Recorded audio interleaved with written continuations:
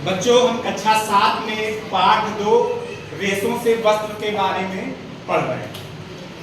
हमने पढ़ा कि हमें रेशे 3 प्रकार से प्राप्त होते हैं। पौधों से प्राप्त रेशे, पादप रेशे, जंतुओं से प्राप्त रेशे जिसको जांतव रेशे कहते हैं, और संश्लेषित रेशे। पादप रेशों के बारे में हम पहले पढ़ चुके हैं। आज हम पढ़ेंगे जंतुओं से प्राप्त होने वाले रेशे। पिछली कक्षा में हमने रेशम, जंतुओं से प्राप्त होने वाले रेशों में रेशम कीट से रेशम कैसे प्राप्त होता है हमने पढ़ा था। इस क्लास में हम पढ़ेंगे कि हमें ऊन कहाँ से प्राप्त होता है, क्योंकि ऊन भी एक प्रकार से जंतुओं से प्राप्त होने वाला रेशा है। तो ऊन मुख्य रूप से भेड़ों से प्राप्त होता है। किससे प्राप्त होता है? भेड़ों से। हाँ, तो आज हम ऊन प्रदान करने वाले भेड़ों की भारतीय नस्लों के बारे में आप लोगों से चर्चा करेंगे, पढ़ेंगे।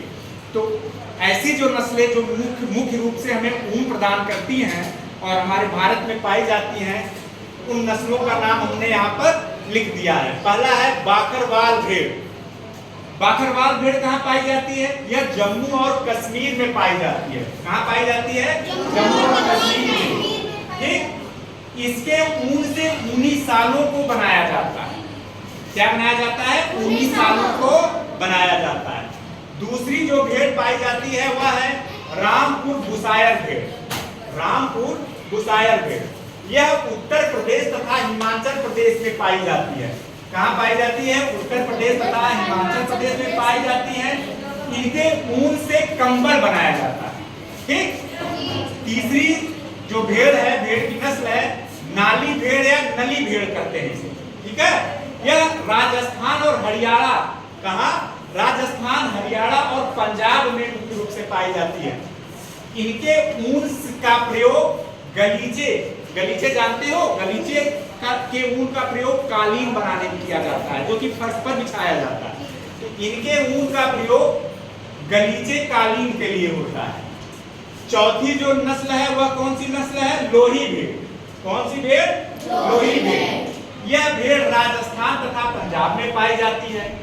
कहाँ पाई जाती है? राजस्थान तथा पंजाब में पाई जाती है। इसके ऊन का प्रयोग ऊनी वस्त्र बनाने में किया जाता है, जैसे स्वेटर हुए, जैकेट हुए, इन सबको बनाने में लोही भेड़ के ऊन का प्रयोग किया जाता है। पांचवी जो भेड़ की नस्ल है मारवाड़ी भेड़। मारवाड़ी नाम से ही पता चल रहा है, मारवाड़ी लोग गुजरात में ज्यादा पाए जाते हैं। तो मारवाड़ी भेड़ भी जो है वह गुजरात में ही पाई जाती है। इसके ऊन से, माने यह भेड़ गुजरात में पाई जाती है तथा इसके ऊन से मोटे कंबल बनाए जाते हैं। जो मोटे मोटे कंबल होते हैं जिनका प्रयोग बिछाने के लिए, दरी के रूप में या उड़ने के लिए भी किया जाता है, इसके ऊन से बनाया जाता है। छठवां नस्ल जो है पाटनवाड़ भेड़। यह भेड़ भी गुजरात में ही पाई जाती है। ठीक, इसके ऊन का प्रयोग होजरी के लिए किया जाता है। होजरी क्या होता है? होजरी एक प्रकार का विशेष कपड़ा होता है। ठीक, तो पाटनवाड़ भेड़ का प्रयोग होजरी के वस्त्र बनाने में किया जाता है।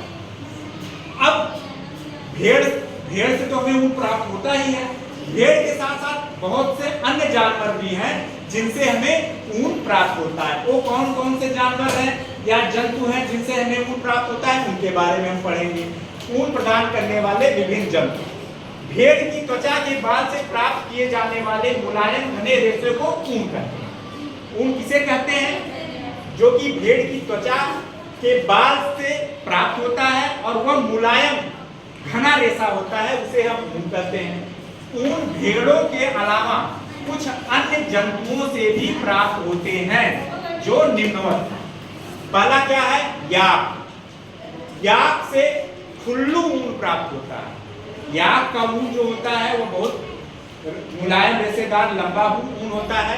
इसके ऊन को खुल्लू कहा जाता है। याक जो है पहाड़ी क्षेत्रों में पाया जाता है। तिब्बत में याक पाया जाता है, ठीक, जहां पर बर्फ ज्यादा पड़ती है। दूसरा जानवर जिससे हमें ऊन प्राप्त होता है ऊंट है।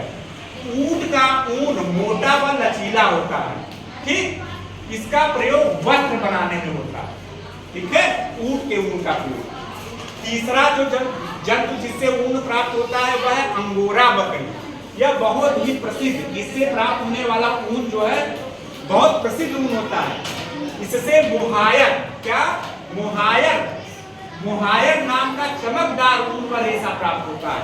इससे जो ऊन प्राप्त होता है बहुत अच्छा होता है, चमकदार होता है। ठीक है। दूसरा जो है अन्य जानवर जिससे हमें ऊन प्राप्त होता है वह है कश्मीरी बकरी। यह विश्व प्रसिद्ध बकरी है, कश्मीरी बकरी, जिससे पश्मीना ऊन प्राप्त होता है। ठीक है। कश्मीरी बकरी से पश्मीना ऊन प्राप्त होता है, या इससे साले बनाई जाती हैं, और इसकी साले जो बनती है पश्मीना ऊन से, वह बहुत मुलायम और पतले रेशे होते हैं तथा वो बहुत ही महंगे होते हैं। ठीक है। इसके बाद आता है लामा। ठीक, लामा क्या है? इसके ऊन का प्रयोग कालीन बनाने में किया जाता है। लामा से जो ऊन प्राप्त होता है, ठीक है, इसके ऊन का प्रयोग हम कालीन बनाने में करते हैं।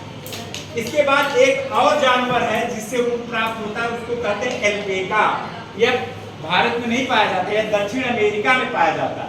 इसको दक्षिण अमेरिकी ऊंट कहते हैं। क्या कहते हैं? दक्षिण अमेरिकी ऊंट कहते हैं। इसके ऊन का प्रयोग भेड़ के ऊन की तरह ही किया जाता है।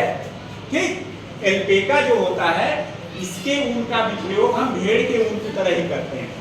इसके बाद एक टर्म है वर्णात्मक प्रजनन, इसके बारे में हम लोग समझ लें।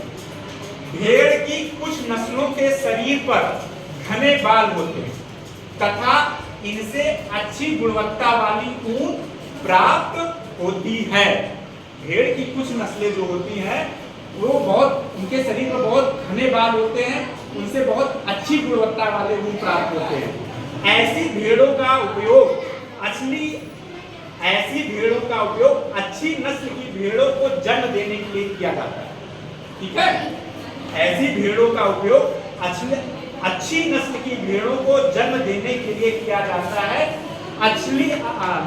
अच्छी नस्लों की भेड़ों को जन्म देने के लिए जनक के रूप में इनके चयन की प्रक्रिया को वर्णात्मक प्रजनन कहते हैं। वर्णात्मक प्रजनन समझ गए? अच्छी नस्ल की भेड़ों का चयन करके उनसे और भेड़ों का प्रजनन कराकर भेड़ों की संख्या को बढ़ाकर अच्छी नस्ल के ऊन को प्राप्त करने की क्रिया को वर्णात्मक प्रजनन कहा जाता है।